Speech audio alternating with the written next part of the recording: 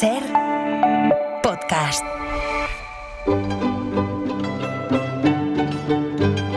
En La Ventana acontece, que no es poco, un relato personal de la historia, con Nieves con Costrina, Cadena Ser.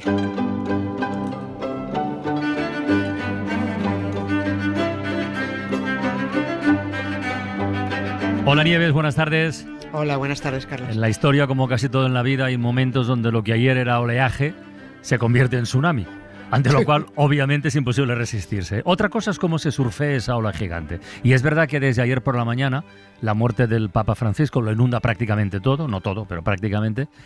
Pero en los análisis, en las quinielas sobre su sucesor, en mitad de todo eso también hay lugar para la historia. Para esa historia menos contada, que es de la que sueles ocuparte tú. Por ejemplo, el funeral, que antes del cónclave es el paso que hay que dar, ¿no? El paso protocolario. El funeral, las tumbas papales, donde reposan los restos de los papas o de algunos. ¿Hay tema con esto? ¿Hay chicha? Yo creo que sí, pero tú dirás. Yo creo que sí. Pero hombre, bueno. es que teníamos que seguir con esto porque, dadas las graves circunstancias por las que atraviesa el mundo católico, pues se imponen asuntos funerarios papales. Y además, como son muchos los presidentes de este gobierno en 2000 años, concretamente 266. 266, pues mejor empezar por el primero, por Pedro. Ya veremos si algún día seguimos o no, o ya matamos aquí a todos los papas para no dar la brasa. Aunque se supone que todo el mundo está más o menos informado, conviene recordar que se supone que el Vaticano está edificado sobre sus huesos, sobre los huesos de Pedro. Pero solo es una suposición muy loca, nada más. La tradición cristiana dice que Pedro murió en Roma en el año 67, que fue enterrado en la colina vaticana, en una vulgar tumba que acabó convirtiéndose en un pequeño santuario con el paso del tiempo. Que pasaron luego 300 años y Constantino, el emperador romano que se bautizó a última hora, por si acaso, dicen que ordenó que se construyera una iglesia sobre aquel pequeño santuario. Así se instaló la rutina de ir transmitiendo que Pedro estaba allí enterrado. Y todos los papas que fueron llegando quisieron enterrarse, pues por allí, por los alrededores. Pero luego vinieron las obras, pues ya sabes tú, las ampliaciones, los alicatados. ¿Alguien se acuerda de dónde pusieron a este hombre? Si es que lo pusieron en alguna parte, claro, que esta es otra. When you were here before, couldn't look you in the eye. You're just like an angel. Your skin makes me cry. You float like a feather in a beautiful world. I wish I was special. You're so fucking special. But I'm a creep.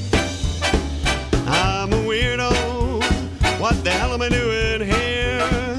I don't belong here. I don't care if it hurts. I want to have control. I want a perfect body and a matching soul. I want you to notice.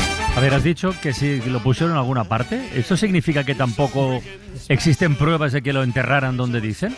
Ni una. Pues una. yo pensaba que eso estaba ya... ¿Qué va? No hay ninguna prueba ni nada. De hecho, no lo enterraron ahí. A ver, con los curas y sus cosas todo es cuestión de fe, nada más. En caso de que fuera cierto, que lo enterraron y que esa tumba existió, pues lamentándolo mucho se perdió. Estamos hablando de tradiciones y de porque lo digo yo, nada más. No porque haya ni evidencias ni documentación.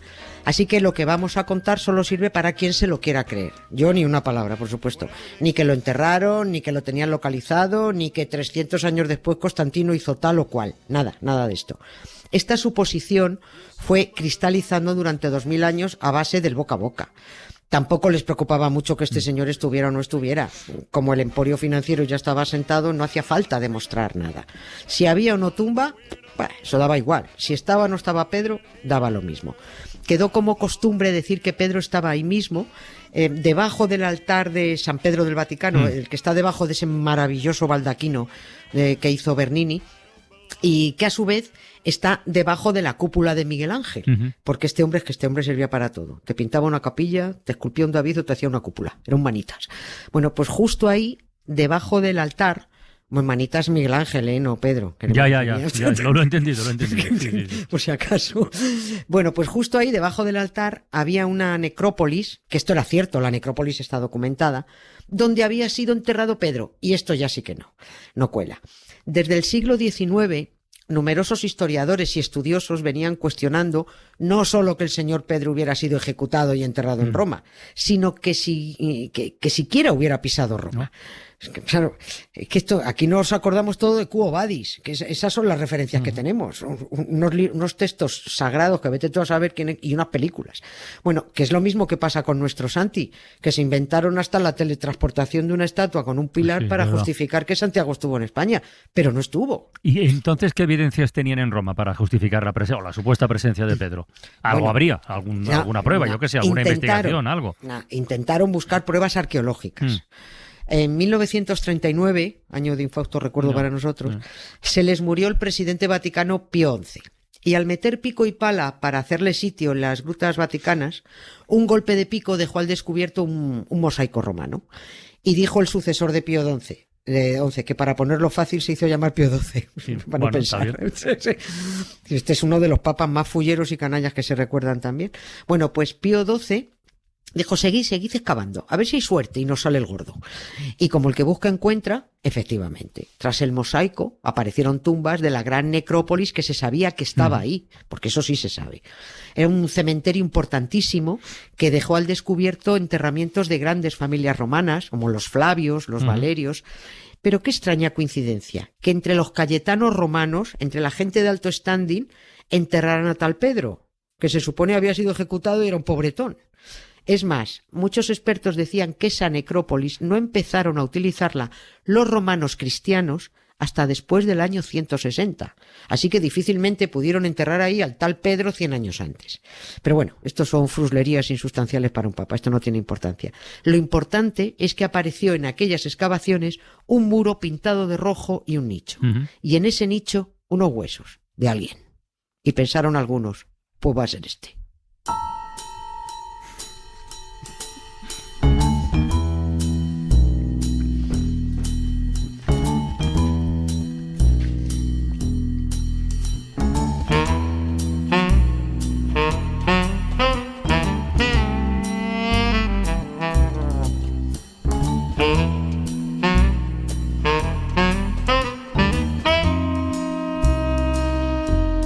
A ver, sigamos adelante. Esto ocurría o empezaba a ocurrir en 1939.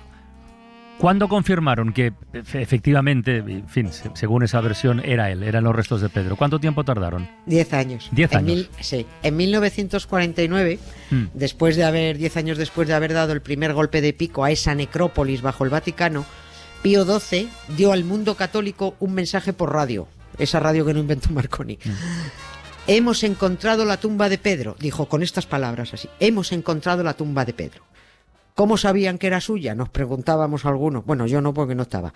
Pero se preguntaban algunos ahí con voz mosqueada. Pues no lo sabían. Pero es que 2 y 2 son 5. ¿Quién iba a ser si no? Pío XII dijo que era él y punto pelota. Les recuerdo que era infalible. Ya. Lo que decía. Sí, fue Pablo VI el que encargó algunos estudios, tiempo después, para, más que averiguar la verdad, confirmar sus deseos.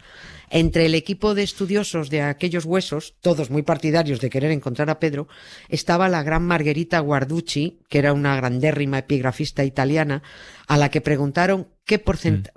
Ojo, epigrafista, ¿eh? ¿Qué es epigrafista? Pues que estudia los textos, los gráficos. Los epígrafes, Vale, los gráficos, vale. ¿sí? Bueno, pues le preguntan a ella que qué porcentaje de seguridad hay de que esos huesos fueran de Pedro. Y la respuesta fue, sin duda, el 100%. Vaya. O sea, prueba irrefutable de que no es él y que esta señora se dejó llevar por su pasión católica. Como epigrafista no tendría precio, seguro, pero como antropóloga física, pues muy chunga, la verdad.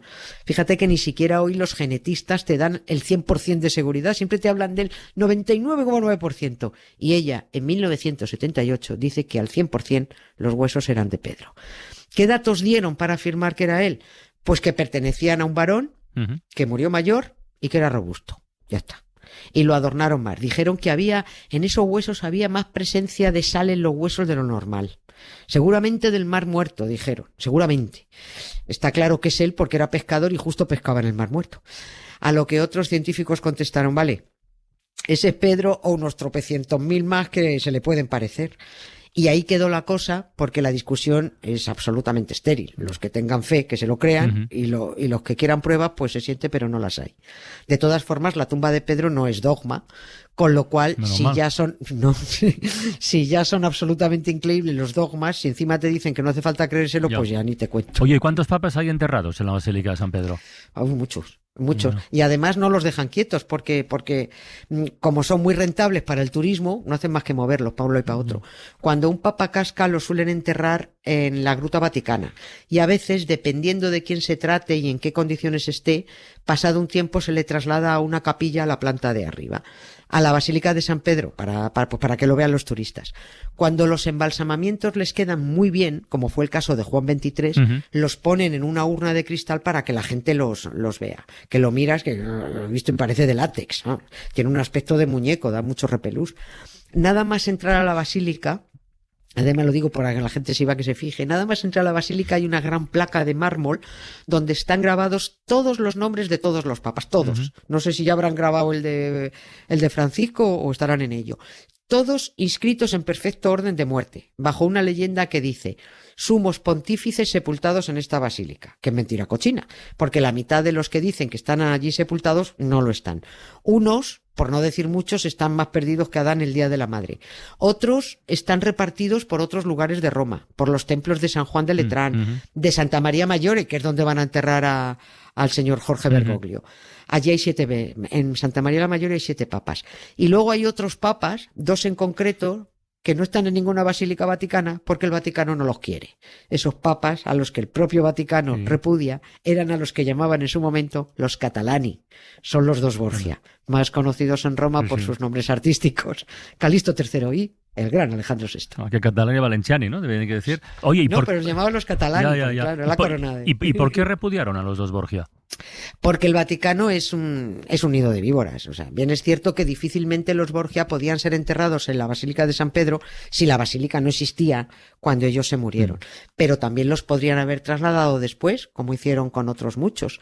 Calixto III fue enterrado en una iglesia de Roma que se llamaba Santa María de la Febre, y cuando se murió Alejandro VI también acabó en la misma iglesia.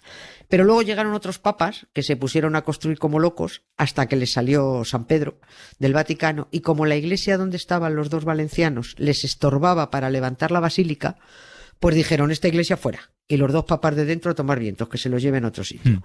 Cuando San Pedro estuvo terminado y alicatado hasta el techo, se trasladaron a muchos papas a sus grutas, pero no a los valencianos. Los huesos de Calixto III y Alejandro VI, que eran tío y sobrino, fueron reunidos e instalados donde todavía están, en la iglesia de Montserrat, la que en Roma se conoce hoy como Iglesia Nacional Española, y en donde enterraban hace siglos a los que llamaban naturales de la corona de Aragón. También enterraron ahí a Alfonso XIII.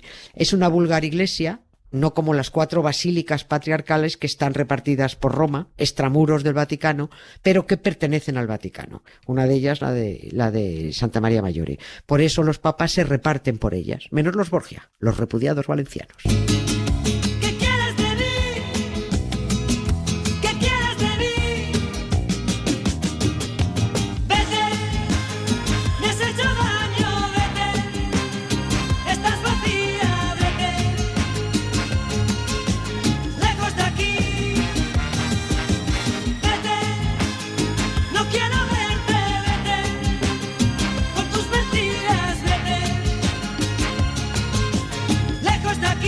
Oye, Nieves, yo no quiero que te vayas, pero a ver qué te parece. Si mañana, a lo mejor, a ver qué pasa en las próximas horas, pero igual mañana cambiamos el paso. Digo, vamos a estar nosotros abriendo la ventana en Barcelona con motivo de Sant Jordi, de la fiesta del libro y tal.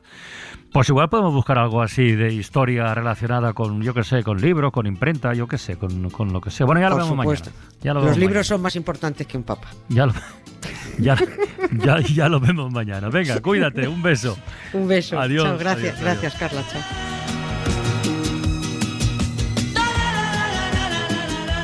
Para no perderte ningún episodio, síguenos en la aplicación o la web de la SER, Podium Podcast o tu plataforma de audio favorita.